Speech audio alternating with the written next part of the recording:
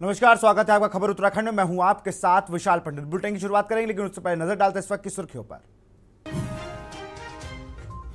आजादी का अमृत महोत्सव पर कार्यक्रम का आयोजन। सीएम धामी कार्यक्रम में कुछ ही देर में शामिल होंगे सीएम धामी।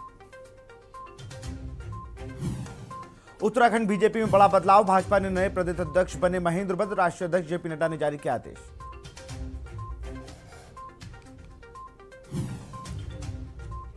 हरीश रावत ने राज्य सरकार पर बोला बड़ा हमला। कहा पंचायत चुनाव को प्रभावित करने की कोशिश कर रही राज्य सरकार। भाजपा पर जमकर बरसे नेता प्रतिपक्ष यशपाल आर्य। कहा माहौल खराब कर भाजपा देश को बांटने का काम कर रही। उत्तराखंड अधीनस्थ सेवा चयन आयोग पेपर लीक मामले में 2 और आरोपी गिरफ्तार। एसटीएफ और एचएनबी मेडिकल यूनिवर्सिटी के 2 कर्मचारी गिरफ्तार किए गए। उत्तराखंड में आज भारी बारिश का अलर्ट। 60 जिलों के लिए बारिश का अलर्ट, ऑरेंज अलर्ट जारी। मौसम विभाग ने जारी किया अलर्ट।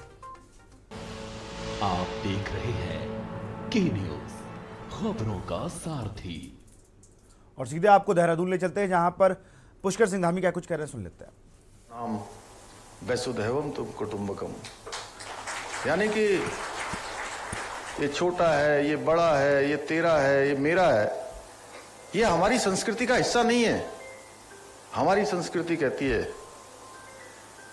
कि कोई छोटा नहीं है, कोई बड़ा नहीं है।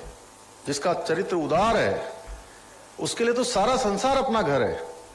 उसी को चरितार्थ करते हुए इस कोरोना महामारी के दौरान हमारे देश के अंदर तो वैक्सीन लगाने का काम हुआ, देशवासियों को वैक्सीन लगाई गई और विदेशों को भी वैक्सीन देने का काम भारत की सरकार ने किया।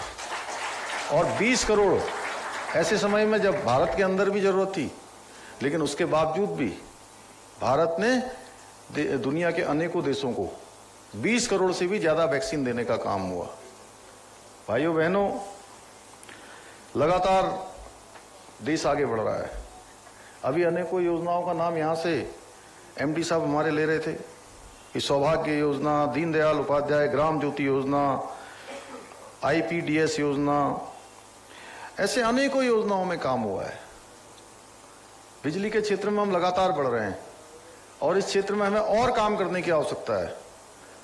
अभी मैं माननीय प्रधानमंत्री जी से मिला था। बहुत सारी परियोजनाएं जो हमारी गंगा नियंत्रण बोर्ड के द्वारा उस समय रोक दी गई थी, फिर माननीय न्यायालय में सारे मामले विचाराधीन थे। अभी 10 परियोजनाओं को उसमें से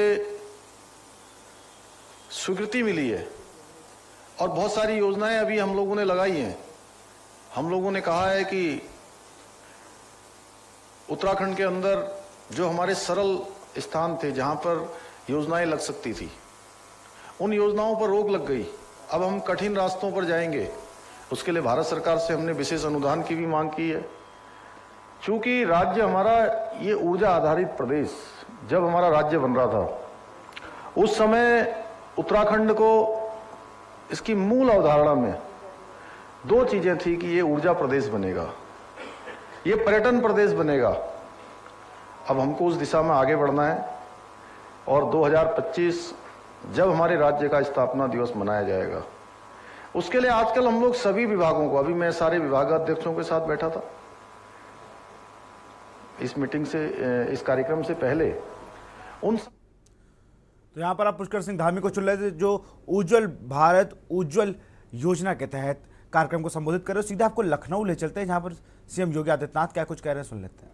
वर्ष के अंदर क्या कुछ करना है, जो कुछ बचे हुए मचरे हैं वहां तक विद्युत की आपूर्ति करना, हर घर तक बिजली पहुंचाने और उसकी आवश्यकता के अनुरूप विद्युत की आपूर्ति करने की दिशा में जहां हमें कदम आगे बढ़ाना है, वहीं साथ ही साथ विद्युत विभाग के सामने भी एक चुनौती होगी और वह होगी अपनी बिलिंग एफिशिएंसी को बढ़ाना और कलेक्शन एफिशिएंसी को भी बढ़ा करके प्रदेश के अंदर विद्युत विभाग को आत्मनिर्भरता के लक्ष्य को प्राप्त करने की दिशा में एक नया कदम आगे बढ़ाना, क्योंकि यही हमारे 25 वर्षों की आधारशिला को मजबूत करेगा कि आने वाले 25 वर्षों में हम उज्जवल भारत की तस्वीर को, क्योंकि बिना विद्युत के कुछ भी कार्य संभव नहीं, और 25 वर्ष के उस लक्ष्य को लेकर के कि हम इतना विद्युत उत्पादन करें कि हमें हाथ फैलाने की नौबत ना आने पाए, बल्कि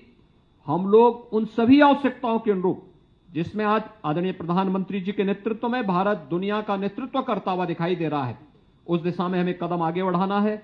मैं आज के इस अवसर पर पूरे प्रदेश वासियों को ऊर्जा महोत्सव की बधाई देता हूं। 2700 करोड़ रुपए से अधिक की परियोजनाओं का आज लोकार्पण और शिलान्यास हो रहा है।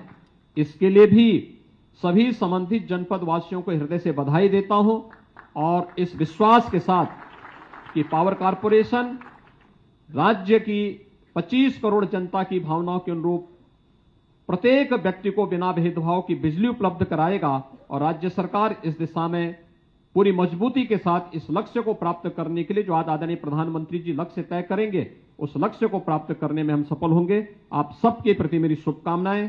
धन्यवाद। जय हिंद। बहुत बहुत धन्यवाद माननीय आपके मार्गदर्शन के लिए। और अब मैं अपर मुख्य सचिव ऊर्जा श्री अवनीश कुमार अवस्थी जी से अनुरोध करूंगी कि वो अतिथियों के प्रति आभार व्यक्त करें।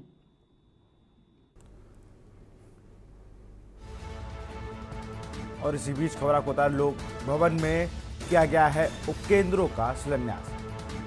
ऊर्जा मंत्री अरविंद शर्मा भी कार्यक्रम में रहे मौजूद।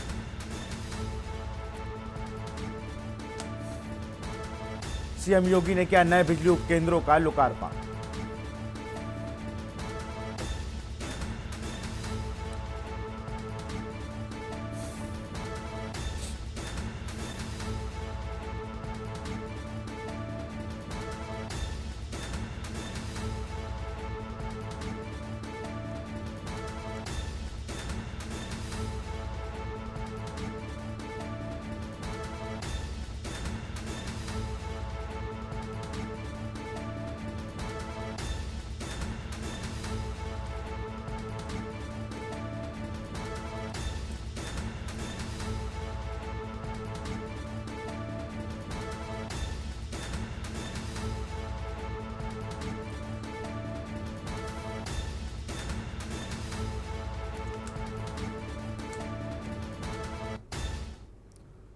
देहरादून से खबर आपको बता रहे हैं, नए बीजेपी प्रदेश अध्यक्ष बने महेंद्र भट्ट। देहरादून से खबर, नए बीजेपी प्रदेश अध्यक्ष बने महेंद्र भट्ट। बद्रीनाथ के विधायक रह चुके हैं महेंद्र भट्ट। राष्ट्रीय अध्यक्ष जेपी नड्डा ने जारी किए आदेश, नए बीजेपी प्रदेश अध्यक्ष बने महेंद्र भट्ट।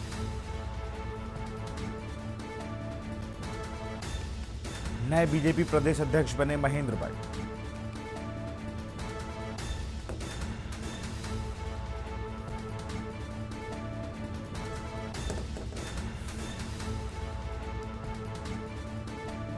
बद्रीनाथ के विधायक रह चुके हैं महेंद्र भट्ट। राष्ट्रीय अध्यक्ष जेपी नड्डा ने जारी किया आदेश, नए बीजेपी प्रदेश अध्यक्ष बने महेंद्र भट्ट।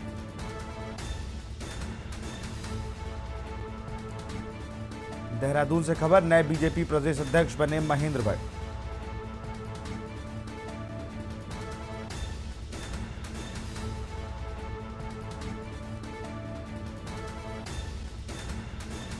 राष्ट्रीय अध्यक्ष जेपी नड्डा ने जारी किया आदेश,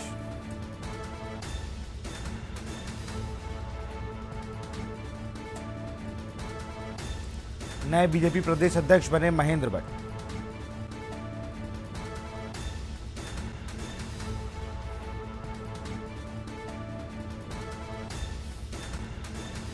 बद्रीनाथ के विधायक रह चुके हैं महेंद्र भट्ट।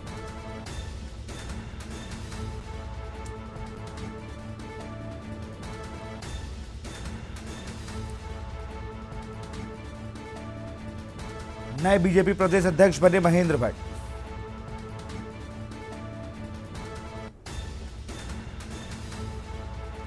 देहरादून से खबर, नए बीजेपी प्रदेश अध्यक्ष बने महेंद्र भट्ट।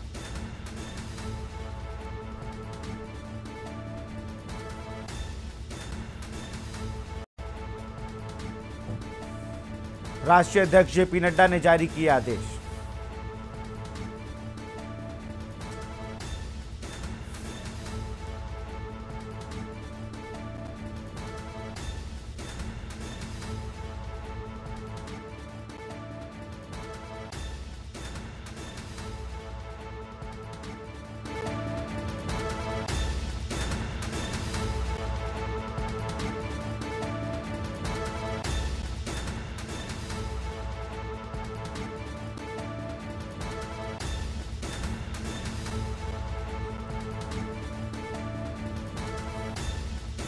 नए बीजेपी प्रदेश अध्यक्ष बने महेश भट्ट।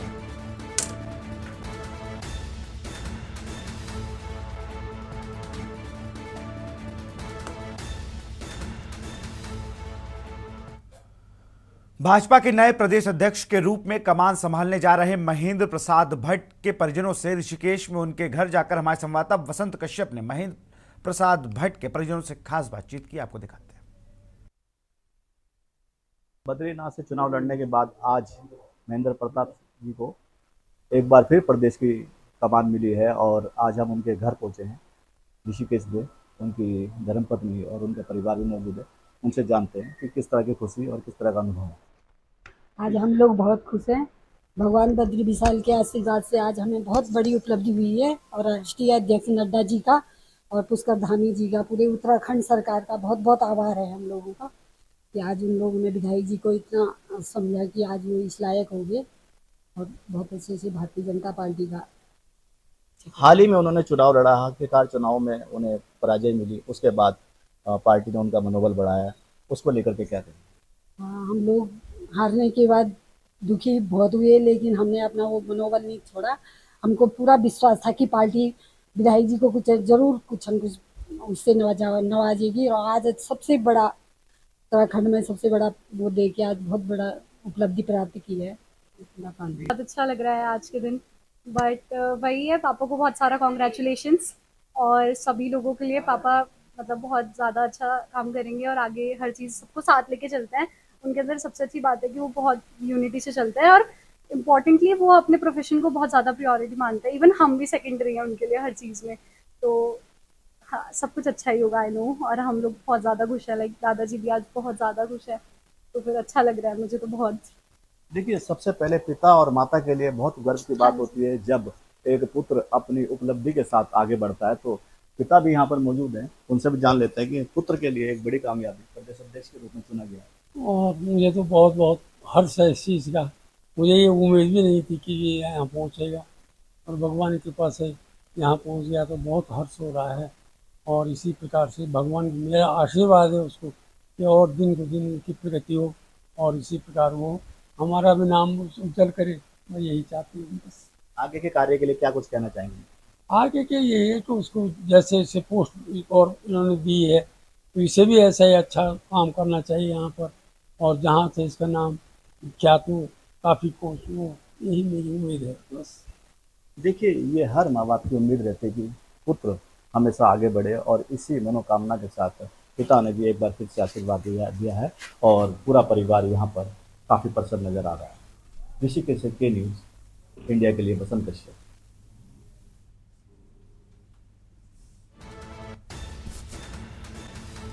11 बजे आज़ादी का अमृत महोत्सव पर कार्यक्रम।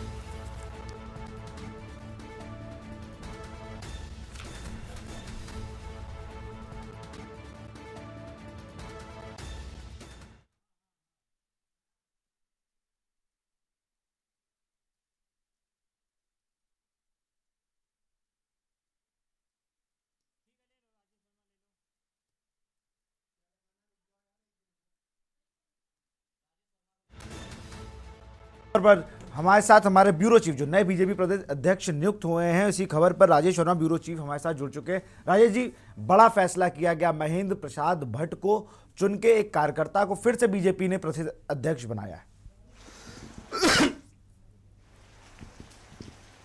बिल्कुल विशाल, देखिए लगातार जिस तरीके से भाजपा में परिवर्तन देखने को मिलता है, तो कहीं ना कहीं ये जो परिवर्तन हुआ है प्रदेश अध्यक्ष के को लेकर के, ये कहा जा सकता है कि जो महेंद्र प्रसाद भट्ट हैं वो काफ़ी पुराने और दिग्गज जो है नेता जो है वो पहाड़ की राजनीति में रहे हैं, और इसी समीकरण को बिठाते हुए जो है भाजपा संगठन ने यानी कि केंद्रीय संगठन ने एक लेटर जारी करके ये पुष्टि की है कि अब जो है उत्तराखंड के प्रदेश अध्यक्ष जो है भाजपा के वो महेंद्र प्रसाद होंगे। तो उनके गाँव से लेकर, जैसे हमने दिखा रहे थे अपने दर्शकों को कि परिवार में भी उनके माता पिता और उनकी धर्मपत्नी और बच्चे जो है जिस तरीके से खुशी की लहर जो है उनके परिवार में है, तो उसी तरीके से पूरे जो उनके जिले में है वहां पर भी खुशी की लहर जो है वो भाजपा के तमाम कार्यकर्ताओं में देखने को मिल रही है। और यहीं पर राजधानी देहरादून में भी इस तरीके का माहौल जो है वो देखते बनता हुआ नजर आ रहा है। कि देखिए अगर इनकी प्रोफाइल की बात करें तो जिस तरीके से 2 बार जो है वो भाजपा के टिकट पर जो है वो चुनाव लड़ चुके हैं और बद्रीनाथ से लास्ट टाइम वो हालांकि 2000 कुछ वोटों से वो उनकी जो है पराजय उस समय हुई थी 2022 के चुनाव में। उससे पहले वो नंदप्रयाग सीट से जो है वो चुनाव जीते थे और विधायक वहां से बने थे। तो बड़ा काफी जो गहरा नाता है जो वो उनका बीजेपी से रहा है और संगठन में उनकी अच्छी खासी पैक्ड जो है वो विशाल वो मानी जाती है और बिल्कुल सौम्य व्यवहार वाले व्यक्ति हैं। हर किसी की जो जमीनी स्तर पर पहाड़ की जो मूलभूत सुविधाएं हैं उनको लेकर के भी वो जो है हमेशा जो है तत्पर रहते हैं और अपने जो जिले की जो समस्या है उनको भी लगातार जैसे हम लोगों ने देखा है कि उसके निवारण के लिए तत्पर जो है वो खड़े रहते हैं। तो इससे अंदाजा लगाया जा सकता है कि अच्छी गुडविल और एक कहा जाए कि ईमानदारी का फेस लेकर के जो है भाजपा ने इस बारी जो है प्रदेश अध्यक्ष की कमान जो है वो महेंद्र जी को दी है। तो अब देखना होगा कि संगठन में जिस तरीके से अभी तक देखा जा रहा है कि हालांकि 2 बारी जो है भाजपा की सरकार जो है इस प्रदेश के अंदर लगातार बनती आ रही है और संगठन में जिस तरीके की जो कई बारी कंट्रोवर्सी पैदा हो जाती है विधायकों के बीच में कहा जाए या मंत्रियों के बीच में कहा जाए या संगठन के बीच में जो तालमेल बिठाना है उन चीजों को किस तरीके से अब महेंद्र प्रसाद भट्ट जो है वो बेहतर कर बना पाएंगे, किस तरीके का समन्वय होगा। तो इन सारी चीजों को लेकर के जो है आज एक बड़ा निर्णय जो है वो भाजपा संगठन ने लिया है। केंद्रीय संगठन द्वारा जो है जो लेटर जारी हुआ है उसमें ये साफ कर दिया गया है कि अब जो नए प्रदेश अध्यक्ष होंगे वो भाजपा के वो महेंद्र प्रसाद भट्ट होंगे और जो हाल ही में जो मदन कौशिक जो इस कमान को देख रहे थे फिलहाल उनको कोई अभी संगठन ने कोई बड़ी जिम्मेदारी नहीं दी, लेकिन अब जो है महेंद्र प्रसाद भट्ट को जो है बड़ी जिम्मेदारी जो है वो प्रदेश अध्यक्ष पद के लिए उत्तराखंड के लिए मिल चुकी है। विशाल अभी जिला पंचायत चुनाव भी होने हैं और जिस तरह से अभी प्रदेश अध्यक्ष को बदला गया है, कोई जो चीजें थी वो बीजेपी हो या कांग्रेस वहां पर कुछ कुछ चीजें खुलकर सामने आ रही थी कि नेता एक दूसरे का विरोध कर रहे थे, भले धीमी स्वर में करें लेकिन कर रहे थे। कांग्रेस में भी यही हाल था। करण मेहरा के बनने के बाद भी कई नेताओं ने अपना रुख कहा कि चाहे ऑफ द रिकॉर्ड कहा हो चाहे रिकॉर्ड पे कहा, और उन्होंने ये कहा कि अभी इनको इतनी जल्दी अध्यक्ष नहीं बनाना चाहिए था, अभी ये शिल्पी लीडर थे। तो ऐसी तमाम बातें थी। इन सब को देखते हुए अजय मेहरा तो वहाँ पर सेट हो गए कांग्रेस में, लेकिन महेश भट्ट की अगर बात की जाए ये कैसे इन सब चीज़ों को देखेंगे? देखिए बिल्कुल बहुत अच्छा सवाल आपने विशाल किया है क्योंकि अभी तक की बात करें तो जो हमने देखा है कि जो मदन कौशिक प्रदेश अध्यक्ष की कमान संभाल रहे थे भाजपा की वो हरिद्वार जिले से थे, हरिद्वार के जो है विधायक थे। अब देखिए हरिद्वार में जो 2022 के जो चुनाव हुए थे तो सबसे ज्यादा एक हार कहा जाए कि क्योंकि 9 सीटों को लेकर के हरिद्वार जिले में चुनाव लड़े गए थे जिसमें 5 पे बढ़ोतरी जो है वो इसमें भाजपा को मिली थी और उससे पहले की 17 की बात करें तो 3 सीटों पे मिली थी। अब 5 सीटों पे समीकरण बढ़े, लेकिन कहीं ना कहीं एक कहा जाए कि उस जिले में खास तौर से कहा जाए तो जो भाजपा का एक प्रचंड जो होना चाहिए था, जो 9 की 9 सीटों का दावा जिस तरीके से भाजपा कर रही थी तो वो जो विजय है वो वहां पर जो है हासिल नहीं हुई। और कहीं ना कहीं एक कहा जाए कि जो मौजूदा प्रदेश अध्यक्ष मदन कौशिक वो समय भी उस तरीके से जो है हरिद्वार जिले में अपने स्थानीय जो जिले है जहां से वो चुनाव लड़ करके जीत करके सीट पर आए थे तो वहां पर कहीं ना कहीं वो उस तरीके का वो व्यवहार या उस तरीके का कहा जाए कि वो समय जो है जनता के साथ भी वहां की नहीं दे पाए क्योंकि बड़ी जिम्मेदारी संगठन को चलाने की होती है। प्रदेश अध्यक्ष की बहुत महत्वपूर्ण भूमिका जो है पूरे संगठन को चलाने की होती है। और देखिए उसके बाद से अभी तक का जो रिजल्ट है क्योंकि कई ऐसे मामले आए जिसमें जो है प्रदेश अध्यक्ष का निर्णय जो है वो बड़ा निर्णायक माना जाता है, तो कहीं ना कहीं ऐसे निर्णय थे जिनको लेकर के या कहीं ऐसी जो फैसले जो है मदन कौशिक को लेने थे तो कहीं ना कहीं एक नाराजगी जो है कहा जा सकता है कि काफी लंबे से समय से चल रहा था कि प्रदेश अध्यक्ष बदले जाएंगे, प्रदेश अध्यक्ष बदले जाएंगे। तो आखिरकार जो है कहीं ना कहीं एक नाराजगी समझिए या इसको इशारों में कुछ एक बड़ा परिवर्तन जिस तरीके से देखने को मिला है तो इसमें कोई दो राय नहीं है कि कुछ नाखुशी जो है वो कहीं ना कहीं मदन कौशिक के काम को लेकर के लगी। और यही वजह है कि जैसे आपने एक दूसरा सवाल किया पंचायत चुनाव को लेकर के, ये क्योंकि अब जो है हालांकि इसकी डेट जो है वो फाइनल नहीं हुई है पंचायत चुनाव को लेकर के, लेकिन पंचायत चुनाव के साथ साथ जो है भाजपा को ये भी अपना ग्राउंड जीरो पे प्रेजेंटेशन दिखाना है, क्योंकि 2022 के जो चुनाव आ रहे हैं, लोकसभा चुनाव जो आ रहे हैं, क्योंकि वहां से डॉक्टर रमेश पोखरियाल निशंक जो है वहां से लोकसभा सांसद हैं, तो बड़ी एक जिम्मेदारी है। और अगर वहां पर उनकी भूमिका ग्राउंड जीरो पर सॉलिड नहीं होगी, क्योंकि देखिए अभी तक के 22 में जैसे मैंने आपको बताया कि उस तरीके का प्रेजेंटेशन भाजपा उस हरिद्वार जिले में नहीं कर पाई। अब भाजपा को लगता है कि शायद उनके पास से जो है जो पंचायत चुनाव हो रहे हैं उसमें भी कुछ सीटें जो है इधर से उधर हो सकती है, इसीलिए फोकस्ड करना चाहे। बहुत बहुत शुक्रिया राजेश जी तमाम जानकारी के लिए आपका। तो राष्ट्रीय अध्यक्ष जेपी नड्डा ने उत्तराखंड के नए प्रदेश अध्यक्ष के नाम का ऐलान किया है। महेंद्र भट्ट होंगे, बद्रीनाथ से पूर्व विधायक भी रहे हैं वो। यहां रुकते छोटे से ब्रेक के लिए, जल्द हाजिर होंगे। आप देख रहे हैं के न्यूज, खबरों का सारथी। देश को आजाद हुए 75 साल हो गए।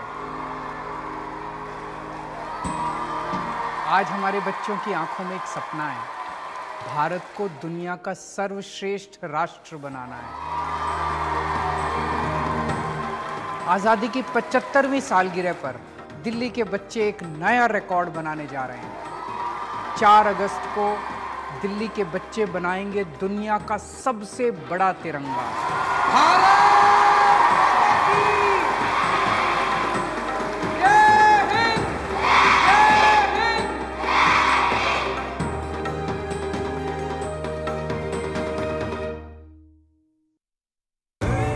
देखें कौन नया खिलाड़ी आया है, समझा देते हैं, प्यार से समझाएंगे। ये तो अपनी जुबान है। जुबान एक हो तो दिल भी एक होने चाहिए। विमल बोलो जुबान केसरी। आप देख रहे हैं के न्यूज, खबरों का सारथी। ब्रेक के बाद आपका स्वागत है। हम बात करेंगे आफत का ऑरेंज अलर्ट।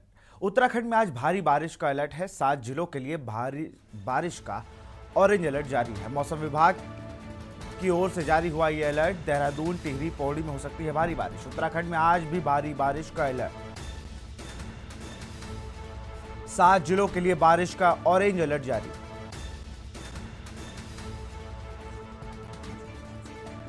मौसम विभाग की ओर से जारी हुआ अलर्ट।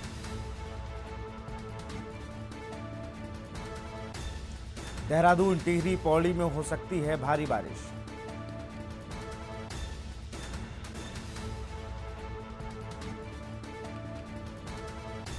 मूसलाधार बारिश की चेतावनी प्रशासन द्वारा जारी किया गया है अलर्ट। बारिश से गंगा भी खतरे के निशान के ऊपर पहुंची। नदी किनारे रहने वालों को जारी किया गया अलर्ट। उत्तरकाशी में हो रही लगातार बारिश, राजमार्ग सहित ग्रामीण सड़कें हो रही हैं बाधित। गंगा और जमुना नदी सहित कई नाले उफान पर।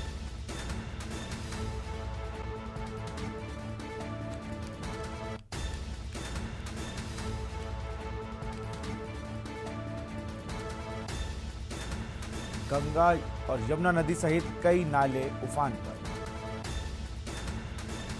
छात्रों को भी करना पड़ रहा है कठिनाइयों का सामना। जानकी चट्टी यमुनोत्री पैदल मार्ग हुआ है बंद। पैदल यात्रा हेतु 3 बजे खोला जाएगा मार्ग।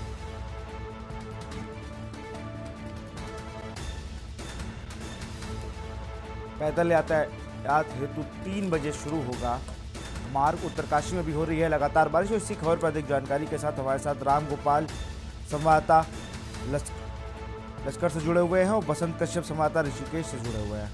सबसे पहले बसंत आपके पास आऊँगा, क्योंकि जिस तरह से गंगा नदी का भी जो निशान है वो खतरे के ऊपर हो गया है, तो उसके लिए भी अलर्ट जारी कर दिया गया है। और ऋषिकेश, जहाँ पर काफ़ी ज़्यादा पर्यटक आते हैं, इन सबको कैसे मैनेज किया जा रहा है?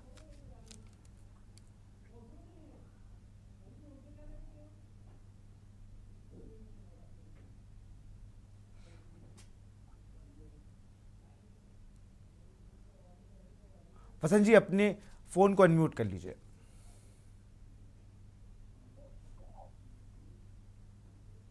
अनम्यूट।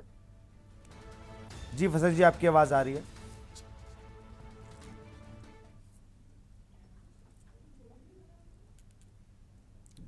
लगता है वसंत तक हमारी आवाज नहीं पहुंची। रामगोपाल के पास चलेंगे। रामगोपाल, जिस तरह से लगातार नदियों का स्तर बढ़ रहा है, अलर्ट पे अलर्ट जारी हो रहा है, तो क्या लग रहा है और प्रशासन की क्या क्या तैयारियां हैं वहां? बिल्कुल विशाल, देखिए क्योंकि प्रदेश में पहले ही मौसम विभाग ने जो है भारी बारिश का अलर्ट कई जिलों में जो है जारी किया है और मौसम विभाग की चेतावनी को देखते हुए हालांकि प्रशासन अलर्ट है और प्रशासन द्वारा कहीं ना कहीं जिस तरीके से बाढ़ प्रभावित जो क्षेत्र हैं उनको लेकर के बाढ़ चौकियां बनाई गई हैं और कहीं ना कहीं जो कर्मचारी है वहां वो तैनात किए गए हैं, एसडीआरएफ की टीम हो या फिर सिविल पुलिस, यानी कि तमाम तरह के जो प्रयास है प्रशासन द्वारा वो किए जा रहे हैं। क्योंकि जिस तरीके से लगातार देर शाम से जो है उत्तराखंड में बारिश देखने को मिली है, हरिद्वार देहात की यदि हम बात करें तो कहीं ना कहीं देर शाम से जो है लगातार जो है झमाझम बारिश हो रही है। बारिश से हालांकि जो क्योंकि देहात क्षेत्र के जो किसान है, यानी कि किसानों की जो फसलें हैं, यानी कि गन्ने की फसल और धान की फसल को फायदा जरूर है क्योंकि जिस तरीके से लोगों को गर्मी से राहत मिली है, लेकिन मौसम विभाग की चेतावनी से कहीं ना कहीं जिस तरीके से भारी बारिश की चेतावनी जारी की गई है उसको लेकर प्रशासन अलर्ट है। क्योंकि जिस पहाड़ से लेकर मैदान तक यानी कि गंगा नदी और नाले उफान पर है, उसकी चेतावनी को देखते हुए प्रशासन अलर्ट है और कहीं ना कहीं ये तमाम जो तैयारियां प्रशासन की गई है उनको लेकर के जो एक अलर्ट भी जारी किया गया है। प्रशासन पहले ही जो है जो यानी कि बाढ़ प्रभावित क्षेत्र हैं वहां जो आसपास के जो गांव लगे हुए हैं, यानी कि यदि हम बात करें हरिद्वार से लगे जो भोगपुर और बालावाली गंगा, यानी कि जो बालावाली गंगा है उस गंगा के किनारे जितने भी जो गांव लगे हैं 40 से अधिक ऐसे गांव हैं विशाल, जहां जो प्रशासन है वो सतर्क है और कहीं ना कहीं उनको अलर्ट भी कर दिया है। क्योंकि लगातार भारी बारिश की चेतावनी के बाद प्रशासन ने अनाउंसमेंट के माध्यम से जो है ग्रामीणों को जागरूक कर दिया है कि जो क्योंकि भारी बारिश पहाड़ों पर हो रही है और इसी के लगातार साथ में मैदानी इलाकों में भी जो है बारिश देखने को मिली है, तो कहीं ना कहीं जो नदी नाले हैं वो उफान पर है और उसी को लेकर के प्रशासन ने अलर्ट किया है कि नाली और जो नदी है गंगा नदी है उसके किनारे ना जाएं, क्योंकि ऐसी कोई घटना ना हो, ताकि जो किसान है क्योंकि किसानों की भी विशाल हजारों बीघा जो कृषि भूमि है वो गंगा के किनारे लगी हुई है, तो उसको लेकर के प्रशासन ने पहले ही जो है पुख्ता इंतजाम किए हुए हैं। बिल्कुल, राजेश वर्मा जी भी हमारे ब्यूरो चीफ जुड़े हुए। राजेश, जिस तरह से अगर देखा जाए कि जो लगातार अलर्ट पे अलर्ट जारी हो रहा है, 7-8 जिले रोज अलर्ट उनमें जारी होता है, इनके लिए क्या क्या प्रशासन ने तैयारियां कर रखी हैं? जैसे अभी हाईवे जाम है, वहां पर यात्रा नहीं, 3 बजे के बाद यातायात खोला जाएगा, इन सबको लेकर क्या तैयारी की गई या पहले से तैयारियां नहीं थी? देखिए विशाल, देखिए लगातार जिस तरीके से बारिश हो रही है, कोई ये पहली बार ऐसा नहीं है कि पहाड़ों पर इस तरीके की मूसलाधार बारिश देखने को मिलती है।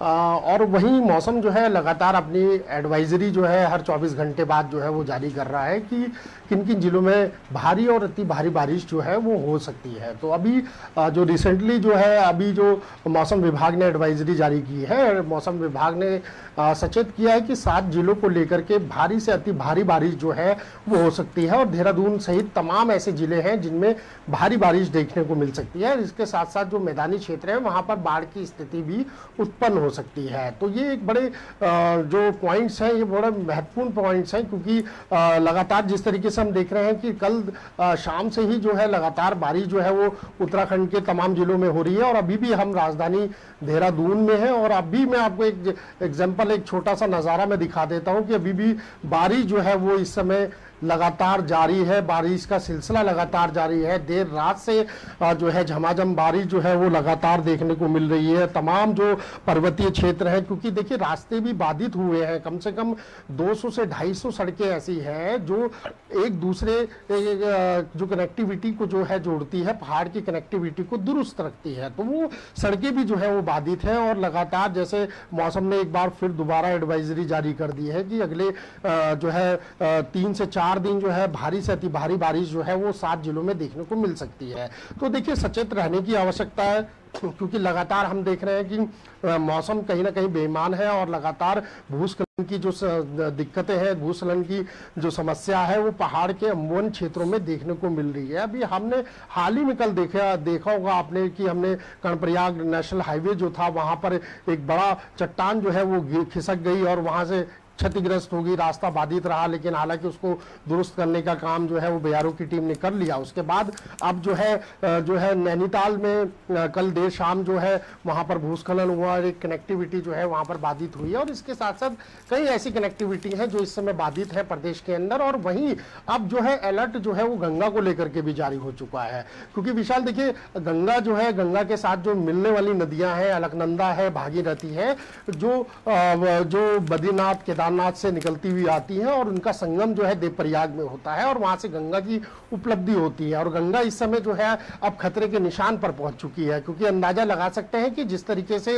लगातार पहाड़ों पे, जैसे मैंने आपको बताया कि बारिश हो रही है, सभी नदी नाले जो है इस समय अपने उफान पर चल रहे हैं, तमाम जो सूखे हुए स्रोत थे वो भी इस समय रिचार्ज हो चुके हैं। तो एक ये बड़ी समस्या है कि आने वाले समय में जिस तरीके से लगातार, हालांकि मौसम विभाग जो है चेतावनी जारी कर रहा है, तमाम जो हमारी आपदा प्रबंधन विभाग की जो टीमें हैं उनको अलर्ट पे रखा गया है, 24 आवर जो है तमाम निगरानी जो है चप्पे चप्पे पर जो है वो रखी जा रही है, क्योंकि देखिए लगातार श्रद्धालु भी इस जो है उत्तराखंड में आ रहे हैं, क्योंकि चारधाम यात्रा इस समय चल रही है और जो लोकल कांवड़ यात्रा है वो भी इस समय चल रही है। तो ये महत्वपूर्ण है कि क्योंकि सरकार की प्रायोरिटी ये है कि यात्रा भी चलानी है, मौसम पे भी ध्यान देना है, हर एक व्यक्ति की जो है सुरक्षा का भी ध्यान रखना है। तो ये तमाम ऐसे मुद्दे हैं, तमाम ऐसी चीजें हैं जिनको लेकर के लगातार जो है दामी सरकार और खुद स्वयं मुख्यमंत्री भी हम देख रहे हैं कि वो जब उनका मन करता है तो वो तुरंत जो है वो पहुंच जाते हैं आपदा कंट्रोल रूम और वहां पर जायजा लेना शुरू कर देते हैं। तो इससे लगाया जा सब चीजों का अपडेट भी लेते रहते हैं। हमारे साथ रामगोपाल भी जुड़े हुए हैं। रामगोपाल, हरिद्वार की स्थिति को अगर जाने, हरिद्वार में लगातार सावन चल रहा है, काफी ज्यादा श्रद्धालु वहां पर आ रहे हैं।